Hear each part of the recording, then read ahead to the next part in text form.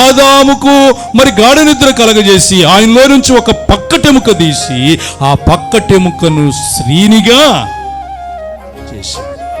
ఆదామునేమో మట్టిది చేశాడు, అవ్వనేమో దేంతో చేసిండు? యమక. మట్టి గట్టిదా యమక గట్టిదమ్మా? దేవునికి స్తోత్రం. హల్లేలు. మట్టి గట్టిదా ఎంక గట్టిదా? చెప్పండి. ఎంకే గట్టిది. అందుకే పురుషుల కంటే స్త్రీలే చాలా గట్టివాళ్ళు.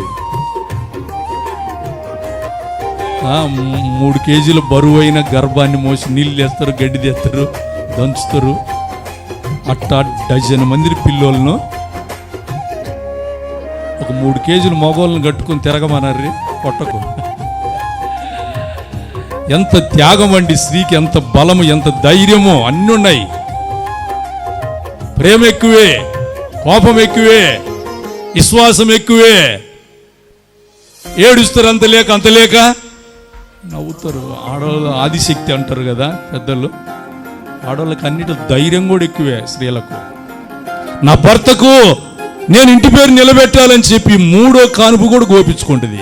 మా చచ్చిపోతావమ్మా 2 జాలమ్మంటే, లేదయ్యా నేను పోయినా నా భర్తకు మాత్రము ఇంటి పేరు ప్రాణాలకు తెగించి ఆమె ఏం చేస్తుంది?